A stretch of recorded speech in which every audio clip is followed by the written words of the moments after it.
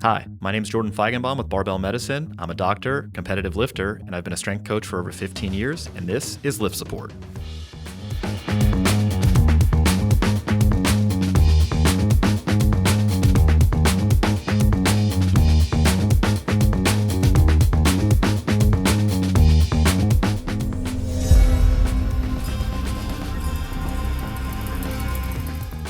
Lift support, tech support. I still don't know what we're calling it, but I think I liked lift support. Whatever it is, this is episode number 4, where I review the lifts that you submitted to Barbell Medicine, and we kind of talk about it. Ways to improve, ways to get more out of your training. If you want to be on the channel, you want me to review your technique, send me a video. media@barbellmedicine.com is where to send it. Ideally, you turned your phone landscape this way and send me a multi-rep set, ideally. It's just hard to tell whether or not it's kind of an off rep or just an artifact of doing a single rather than a multi-rep set where I can see, is this something you do on most reps? That would be more helpful. So send those in to media@barbellmedicine.com. Also, where are the ladies? Just where are the ladies? We've got a few women in this particular episode, and I know that our demographic is mostly men, but if we want to get more women training, which, we should want that, let's get them on the channel. So tell your friends, tell your gym girls that, hey, we're doing this lift support thing, and they can send their video in and we can check their form. What else? Oh yeah, I just got done with the powerlifting meet. If you want to see how that went, that is up on the channel as well. You can check out how I did at the powerlifting meet. It was a pretty good one for me. And last but not least, before we pop into the actual form checks, I just kind of want to reiterate how we're looking at technique. We're using this sort of rep model, which again stands for repeatable, efficient, and meets the points of performance in order to evaluate somebody's lifting technique, the style that they sort of selected to do the task. We're not looking at this for like an injury risk reduction standpoint, but more, if anything, how to get more out of your workouts, how to lift more weight, how to improve performance, and yeah. All right, so enough of the introductions. Let's do it. All right, let's start out here with Anton. I can already tell you, I don't like that there are no safeties and there are no spotters. I don't like doing multiple reps in a row. I would take a big breath in between each rep. You can tell the bar is getting a little far forward. There's a little daylight. You can peek under his heels. Yeah, just a little bit. And so I would stop at the top of each rep, take a big breath. And it looks like your back is not being held very tight. It seems like it's you got a lot of back angle change on the way up. And then, it's just kind of rounding on the way down. So some people might even call this a little butt wink, right? And it's a good enough time to discuss that. So butt wink has no definition. There's no consensus on what a butt wink is. Sometimes it happens when people go way below parallel and you can actually see the glutes sort of move underneath that sort of ischial tuberosities or the bony aspect of the hip bone. And so you can kind of looks like, wow, there's a big tuck there. Sometimes it's due to flexion of the lumbar spine. Sometimes it's due to a little bit of both. Point is it dangerous? The answer to that is no, not really.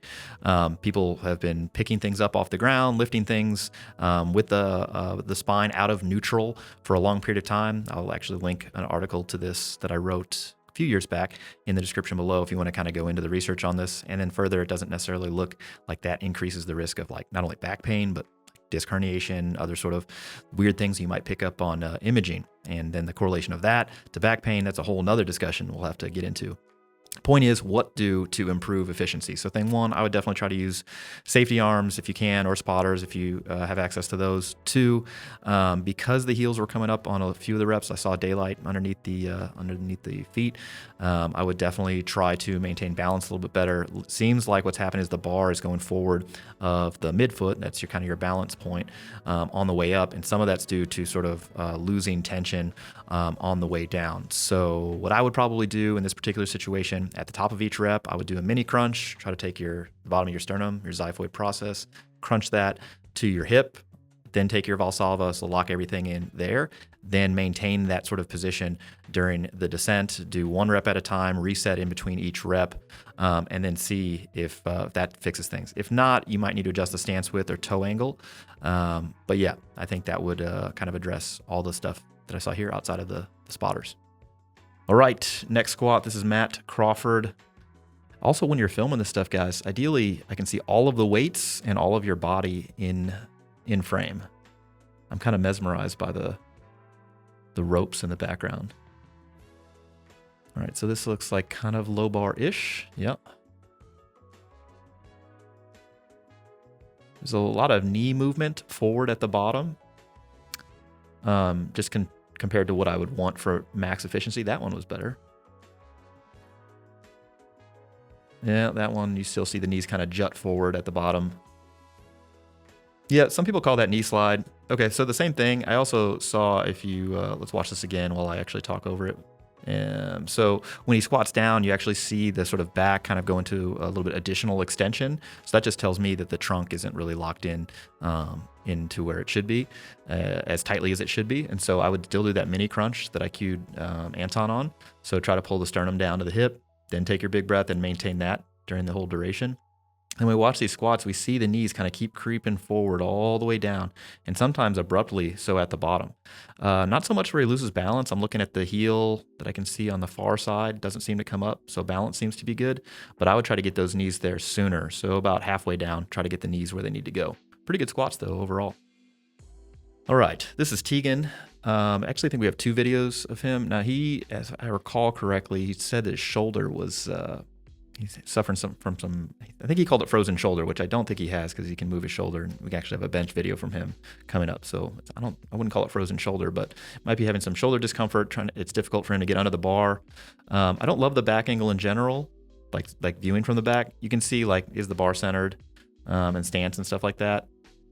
No center knurling on the bar. He's using a talon grip. But yeah, the safety hooks look like one too low. And I'm going to guess that his stance is narrow. He's able to do it. There's nothing really wrong with the squat. It just is harder for him to get under the bar, which is made harder by the bar being a little too low. All right, so let's look at his next one. This is from the side. This looks like 335. So the talon grip, if you've never seen it, it's usually just the pinkies under the bar, and so is the thumb. So you have like the 3 fingers on top, kind of like a talon, if you will. I've used that from time to time. Sometimes when I get some upper extremity sort of sensitivity, I'm squatting real heavy with the low bar position, but I've had people use it if they've had shoulder pain in the high bar position as well. Yeah, I'm looking at a squat here. There's nothing really wrong with the squat mechanically. I mean, you could squat that way, and he's a very strong guy. You'll see his bench press. But as far as what do, so you have somebody with like shoulder pain, it's difficult for them to get under the bar, and can they train the squat effectively like this? And by effective, you mean, can they do a variety of rep ranges somewhere close to failure where they're getting a good sort of training stimulus out of this? And so I think in this particular case, if he doesn't have access to a safety squat bar, which would be ideal, because it's just much easier to rack and hold securely, then, you're kind of stuck with the barbell. So one, I would move the bar up, 1 pin position. I would do high bar squats and potentially front squats and or Zercher squats, just depends on the programming and whatnot, but I think low bar's out for now. I don't care if you use the talon grip versus hands around versus false grip. I think whatever feels best on the upper extremity is fine. I suspect with an actual high bar squat, particularly at a lighter weight, you'll have more options with the grip. The thing is, it seems like this load is this weight is challenging your ability to actually hold the bar securely, and also appears to be a little uncomfortable. So what I would do to get you an entry point to a place where the grip wasn't really holding you back, you actually train the legs somewhat effectively, I'd probably bump the rep scheme up. I wouldn't do singles. I see no point in doing singles here, especially because I think he's on deployment, as it were. So we're trying to, have fun, maintain strength, not develop a ton of soreness or whatever, and find some ways to train productively. I'd be thinking somewhere in that sort of 8 to 15 rep range. And if you have to use a load that's so heavy where it's difficult to rack and hold securely, and that becomes the limiting sort of reagent, to use chemistry speak here, then what I would do is actually slow the tempo down, make it 303 tempo, something like that, or a 530 tempo, do something like that, 3 count pause. You can do any of those things. All it's doing is artificially reducing the weight while still allowing you to work hard. And that's not where you finish your sort of progression, but that's kind of where you start your entry point back into sort of normal or unrestricted training. I assume that after the shoulder issue, he probably didn't squat with the bar for quite a while. So in any case, I would do high bar and or front squats. I don't care what grip, if it's talon grip, thumbs around, false grip, doesn't matter. I would be working towards being able to use thumbs around, full grip in the high bar position, eventually to low bar if that's what you wanted to do. And the entry point that I would pick would probably be like a 303 tempo high bar squat, first sets of 12 to 15, RP 6 or 7, which means 4 to 3 reps left in the tank. I suspect between the loading being much, much lighter and due to the rep scheme and the tempo, it's likely that you'll be able to adopt a more secure rack position. And again, I'd move the pins up 1. But yeah, other than that, the only thing on the squat, I saw that the toes were a little off. The right one looked like it was pointed out more than the left. But for a single rep and other things that I would address first, I think it's fine. All right, it's Peter. I don't know what the weight is, but I think this is in full time, full speed. Yeah, you see the bar kind of getting forward of the midfoot on the way up. Just a little bit of pitch there. Then I look at the heels. The heels are down, so that's good. I think my biggest thing is that these are a little slow and we're not holding your upper back tight. Those are the 2 big things. So I would speed up the descent, speed up how fast you go down so you bounce harder, and then really try to squeeze your upper back. You can think proud chest. You can think elbows down, elbows forward. That might help.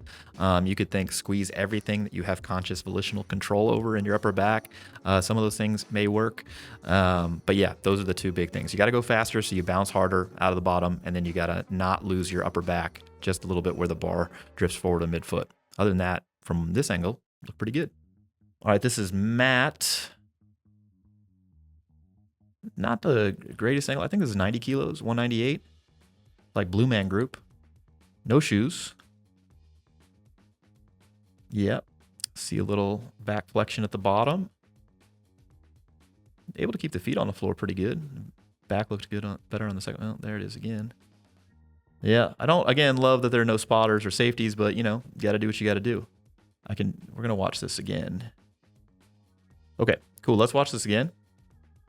So first off, I don't love people, training barefoot. I see no advantages to that, especially if you have any sort of athletic shoe. Right off the bat, make sure you start with your knees straight, locked out, not bent. And then, because the back is unlocking, I would prefer not to see that. You can't squat without some sort of spinal flexion, but ideally it wouldn't be that dynamic. So the knees look to be caving a little bit on the way up. So I would, again, do that mini crunch that I kind of addressed earlier. It's a good way to sort of, okay, I'm going to brace. Here's that sort of feel that I have where I'm maintaining my brace. So again, mini crunch, xiphoid process down to the hip, then take your big breath and you hold that statically during the entirety of the rep. That's kind of where I would start in straightening your knees before each descent, making sure you stand all the way up tall. I think that would be a good place to start. But from this particular angle, depth looked good. Bar path looked reasonable to the best I can see it. All right, this is Jess. Oh, this is a resubmission. Okay, what is this? This 155? Raw with dog. All right, I would prefer if the safeties were being used. Oh, these are so much better. Yeah, these are so much better. We'll watch her old video and then come back to this one. They're just a little high. That's the thing. Yeah, just a little bit above parallel still. All right, let's watch her old video and compare. Now, granted, this is from the back, so hard to see. I think the pupper makes an appearance here as well. But the safeties are being used, so, let's just see. Hey, doggo. Yeah, see, these are significantly higher. Although I don't know the dog's helping the depth. Yep, and it was only 2. Okay, so let's go back to this set of squats. All right, so would use the safeties. Just put them up to a point where they're just below where you squat down to the bottom. Okay, and so the biggest thing is I need you to push your knees further forward and out. So your first move's got to be knees go forward and out, and keep pushing those knees out and forward all the way down. And that's just going to make room for you to get all the way down there. But honestly, the tempo, the bar path, pretty good. Your feet stay reasonably flat on the floor despite the squishy shoe, which I prefer to barefoot. And squat's improving. So just a little bit. If you can go, in your brain, you're going to think, I need to go 3 inches lower. Reality is, about half that. But if you think 3 inches, 4 inches lower, you'll hit that depth, and then, you're a professional squatter. All right, this is Lyle. This looks like Atlanta barbell. If so, say what's up to Alex for me. All right. Elbow. Oh, good. He fixed the elbows. Yeah. I just feel like these might be right at parallel. I just can't tell because the safeties. So I'm just going to give the benefit to the lifter. Yeah, these are probably fine. Yeah. I mean, there's just a little tick forward out of the bottom on some of these reps. But I think that's within sort of normal limits if there was one. I can tell the weight's not heavy because you're doing a million reps with this thing. So, yeah. Probably the only thing I would actually cue you on is your elbows keep drifting higher and higher throughout the set. And that's going to just give up some mechanical advantage, I think, to keeping the thoracic spine, the upper back tight. So I would push your elbows down or forward and keep them there through the duration of the set. All right, this is Mateo. Don't know what the weight is, but I can tell you that these plates are not standard diameter. So if you deadlift with these things, you might have to adjust them. But +1 for safeties. That's good. Safety first here in the Barbell Medicine YouTube channel. I love the arm position. Just feel like the stances look super narrow from here. I'm being dramatic, but yeah, I think the stance, given the length of your legs, and it seems tall, but again, could be the camera angle. Yeah, the stance is pretty narrow, and it's just limiting your ability to get not only a bounce. Oh, that was pretty good depth, but yeah. I think the only thing that I would do here, Mateo, I would widen your stance. And so this actually is a decent just time to talk about this. When it comes to like adjusting stance width, for example, something else like that in the squat, it's going to be very difficult for people to adopt a new stance, new toe angle, something like that right off the bat. And so one tool that I use is I have people walk out, take your normal stance, and then change it from there. In this case, I'd probably go a ½ inch wider each side, something like that. But if you were trying to get somebody to adopt a narrower stance, have them walk out to their normal squat stance and then move it in. The point is they know or they've felt what their normal stance is so many times that you trying to change it, it's easier to go from, okay, this was my previous stance, this is my new stance, rather than trying to do it on the fly. It's harder to do. It's not impossible, but harder to do. All right, this is Michael. I like that shirt. I don't know what it is, but I like it. Nice high bar squat, ATG. I'll let you guys figure out what that acronym means. Yeah, feet are staying flat on the floor, fighting the forward pitch of the bar on the way up. Ooh, yeah. I think that was, I don't know what the weight is. It looks like maybe 130 kilos. I don't know, maybe 286, something like that. Might be misseeing that. They look fine, but this is actually a decent time to talk about, squat depth. The point is, why squat that low versus why squat to an inch below parallel versus an inch above parallel? And it's like, it really depends what you're squatting for, right? For general like health, I cannot tell you that there's a best squat depth. An inch above parallel, inch below parallel, to me, that's all a wash. You start getting into like half squats versus squats to parallel, I could make an argument for like, oh, adductor, magnus, glute, max recruitment. Sure. Okay. But as far as health benefits, probably the same. So this is more just like your personal points of performance and sort of that you've decided ahead of time. I'm going to squat to this depth, and that's the standard I'm going to hold myself to. Do I think that this version of the squat is likely to make you the strongest squatter as judged by powerlifting standards, which is just the crease of the hip below the top of the knee? No. Is this likely to make you the strongest Olympic weightlifter? In the clean and jerk and the snatch, the bar's never on your back. So if you were trying to pick a squat variation that's likely to transfer best to the Olympic lifts, it's going to be a front squat. And if you're using back squats as a sort of squat accessory, I think you could classify that as an overload exercise. And so I would probably pick a sort of depth that is below parallel, certainly, but probably not ATG, because you're already doing a bunch of that anyway in training. And if you're not doing Olympic weightlifting, then I don't think you could make an argument from a hypertrophy standpoint, from any other sort of performance standpoint other than squatting, ATG, that this is best. But you could also live a full and complete life squatting like this too. So carry on. All right, this is Tim. Yeah, Tim, we're gonna have to get rid of that false grip. I can already tell before you unrack the bar. Your elbows are far too high, and I just don't think you're gonna get there with that false grip. Thumbs over the top of the bar. So I'll go thumbs under, little wrist extension. Yeah, get your elbows down. Let's watch it a second time because you see what's happening. The knees slide forward at the bottom too, pretty hard. So 2 cues. 1, thumbs around, get your elbows down, pick the bar up out of the rack with your back, and then push your knees forward harder first. Yeah, that's exactly what happens. So just to reiterate, and we watch this while I talk, you need to stare at my face. The reason why his knees slide forward so much at the bottom is because he's bending over at the hip first, and he needs to push his knees forward and out first. Get that going a little bit faster, a little bit sooner. Yeah, and so you just see it was mostly bending at the hips first, and then the knees kind of followed right at the bottom. Yeah, you want the hips and the knees to bend at the same time, not one drastically more than the other. It's just too far with the hips right now. So knees first, get rid of the false grip, get your elbows down. But hey, the depth was good, and I think that was a Barbell Medicine shirt. So great drip. All right, this is Venkat.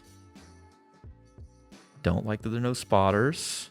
Don't like there's no safeties, but the squat looks pretty good. Now it's filmed from above hip height, so I can't be certain. I know that was high. Yeah, that one was high.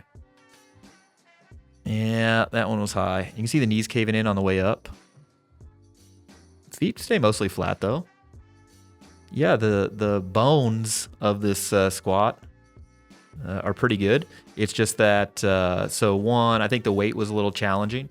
2, you need to go a little bit lower to get that bounce, which is why the velocity is kind of suffering on the way up. You're basically going from, no bounce, perfectly like static start, and then trying to reverse the motion. That's difficult to do. And so, yeah, what I would do, I would probably take 10, 15% off the bar.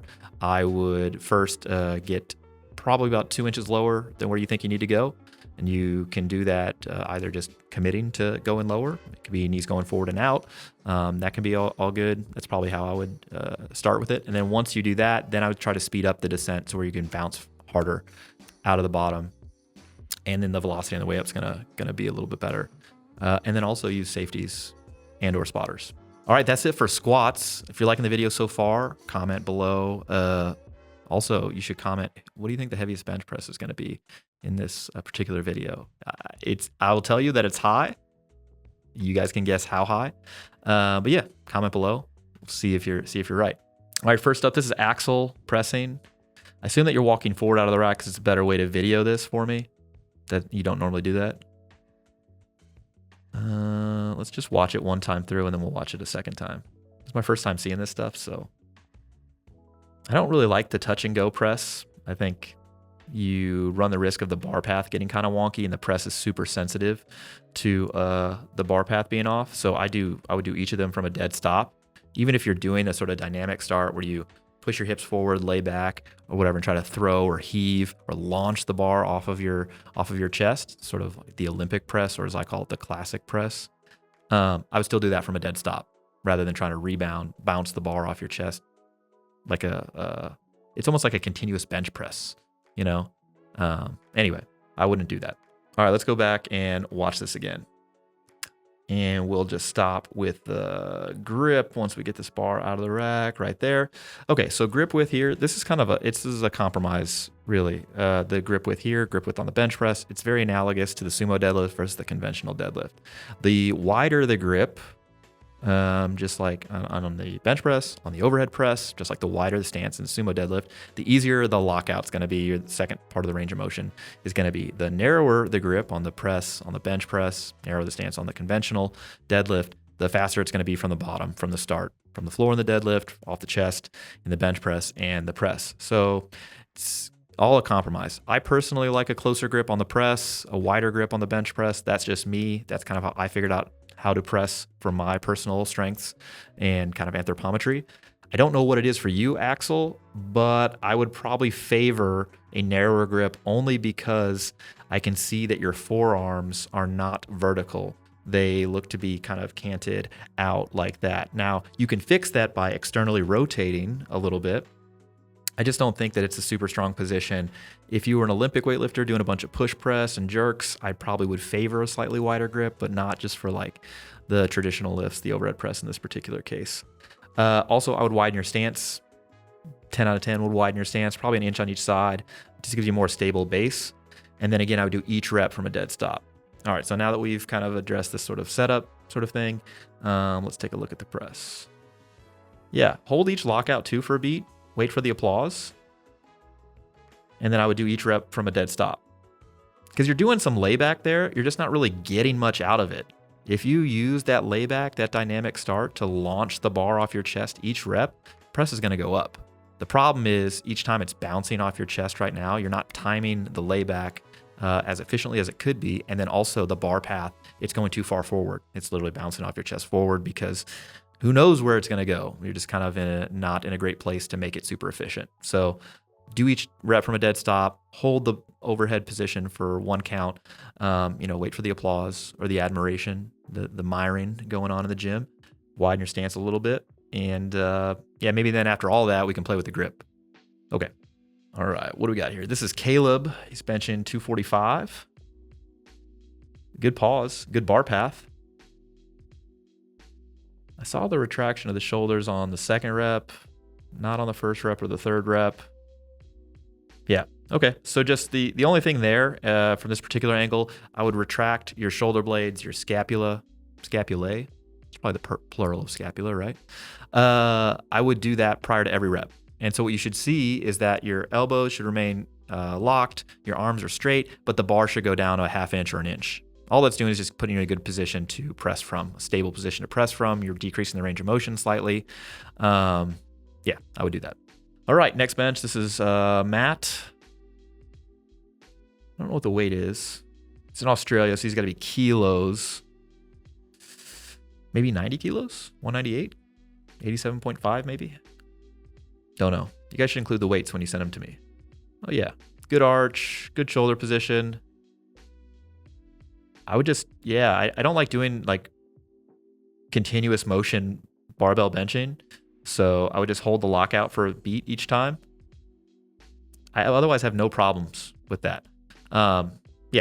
Great set, dude. All right, this is Tegan. This is the guy you might remember from squats earlier. He said he had shoulder issues, but this is 425 pounds. If you guessed 425 in the comment section, hopefully I see that. You get my admiration. All right, so this is a close grip bench. I can tell from here. I don't love the way this guy's going to lift it off. I can tell. Yep. I don't know why people lift it off with their elbows. What if he almost just fell on the dude? Also, he's like, face is way too close. These are good close grip bench presses, close grip pause bench presses. Tegan, I have nothing to say about your bench press. It is very strong. I think this is either 425. I think that's what you said.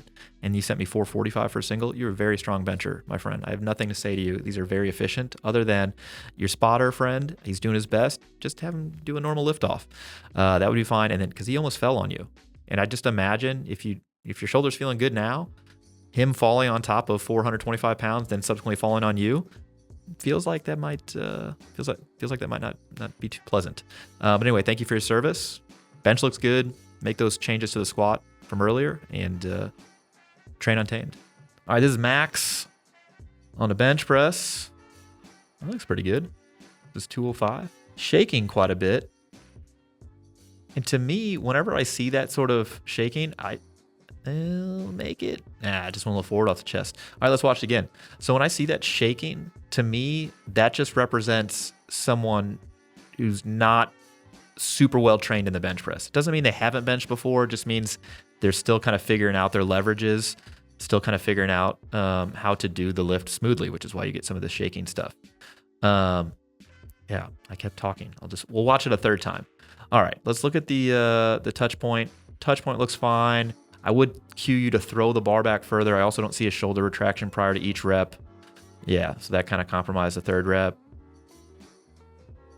Or the second rep there, and the third rep, it just goes straight off the chest. That's the thing. On a bench press, you have to throw the bar, launch the bar, heave the bar, push the bar back towards your head, towards the pins to close down the gap that you introduced on the way down. You bring the bar down from directly over the shoulder joint to somewhere a little bit lower when you're looking at the the lift from the side to touch your chest. And then what you need to do, as soon as that bar leaves your chest, it's got to go back right over the shoulder joint, push straight up. Yeah, so all told, what I would do for your bench max, I would, again, before each rep, pull the shoulder blades back to the bench. That's thing one. Thing two, when you're pressing the bar off your chest, it's got to go back, up and back. Make sure to do that.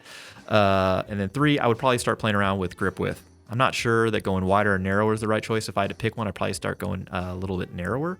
But yeah, and that's just for now. Your technique and your preferred grip width and mechanics are just going to evolve over time as your body changes, not only in strength and size, but also as you get more and more skills and just, it's going to change. I was a close grip bencher for years and years and years and years. And then after my first shoulder dislocation, I moved to a wide grip bench, finally PR'd my bench press after some time trying. So I would be playing around with that, and then I would probably just adjust programming. If bench press has been a struggle for you, I'd be looking at the program, because the bench press, your technique doesn't look bad. Just the weight selection here was too heavy for the day. And so, yeah. All right, that's all for presses. Now we're on to deadlifts. First up, this is Clay. He's 47. He's got diabetes, and he's going to deadlift. He's got type 1. Yeah, I see the continuous glucose monitor on his shoulder. This is 365. All I see is the hips moving up just a little bit prior to the bar leaving the floor. It's got to be like a set of 10 or something. So I think the hips are just a little low. Yeah. But the overall set looks pretty good. Just, yeah. From this angle, it looks like the bar is staying on your legs quite nicely. It looks like you're standing up tall at the top of each rep. The bar is now forward. Are you going to fix it? Yeah, it's just light enough for you to pull it around your knees. Yeah, dude, good set. It's just quite light for you. And a dog. Bonus dog material. Nice. Yeah. Good job, man. All right, this is Rodrigo practicing the dark arts. Looks like, was this 180 kilos, 396? I wonder how long you've been sumo deadlifting for, because it looks, the second rep's much better. Yeah. First rep looked a little like a conventional deadlifter doing a sumo, but you cleaned it up. It's like your cerebellum figured out different motor pattern, please select. Honestly, these look really good. I'm not sure that there's much that I would change here. Yeah. Pretty good set. Carry on. All right, this is Wes. Oh, you actually did the meet that I did. So this is from the meet that I did. Let's take a look at this. Yeah, just the hips are too low. Yep, hips are too low. What is this at the top? We'll freeze frame it. This looks like 220, so 484. Yeah, so we'll go back and play it again. So the hips are too low. So if the hips are too low, that means the bar's too far forward, which means the knees are too far flexed. And so the only way to get in the right position is either flex your spine to get your shoulders over the bar, or the hips have to raise up, and they do both. It's not bad. You can deadlift that way. It's just not very efficient, and it makes it feel like you're pulling for a long time, even though that rep, you could have done maybe a set of 4 or 5 with that, with the gun to your head. So I think as you're training, particularly as you're thinking about how do I maximize efficiency on my deadlift, in general, when people have their hips too low, they're either actively dropping their hips after they've already kind of set up, touched their shins to the bar, meaning that they walk up to the bar, they grab the bar, they kind of bend down, push their shins to the bar, and then they can either shove the bar forward by the pressure of their shins on the barbell, or they can actively drop their butt down, and that most of the time then the weight's too far shifted back in the heels. So those two things can happen. A third option exists where people, when they walk up to the bar, they're far too far away from the bar, and so they just set up with the bar, way in front of the midfoot, shins far too forward, hips way too low. Just looking at your deadlift, again, since it's only a single rep, we can watch it again. Take your grip, see what happens when your shins touch the bar.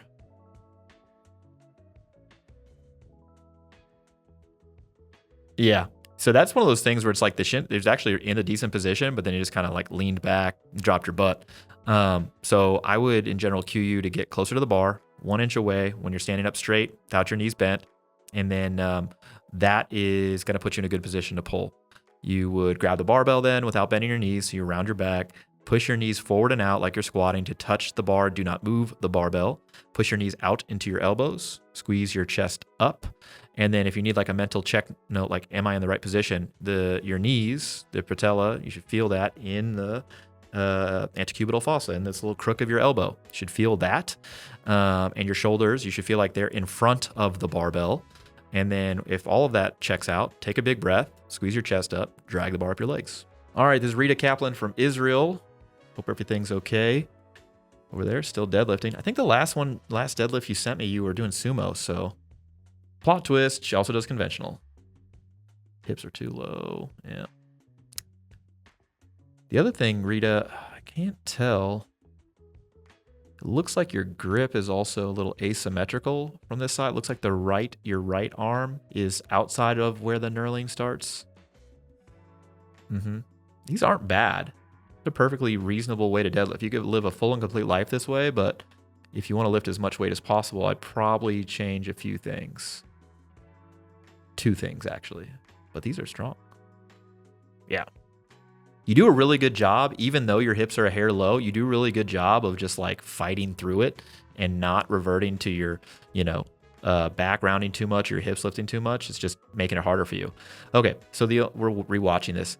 It does look like there's a gap on that right side between where your pinky is and the start of the knurling. Make sure your grip's even. So right at the start of the knurling, do that, thing 1. Thing 2, I think when you set up to the barbell, you're just a 1/4 of an inch or so, maybe a 1/2 inch too far away from the bar. Get closer to the barbell. So your butt's going to be a little higher, shoulders are going to be over the bar a little bit more. Other than that, though, you're very strong. Nice job, Rita. I don't know what the weight is. I'm going to guess I see 2 plates that look to be the same thickness and then a smaller plate. This is 275, maybe? Oh, no, I see 4 plates on this one side. I'm stupid. Yep, forget what I had to say.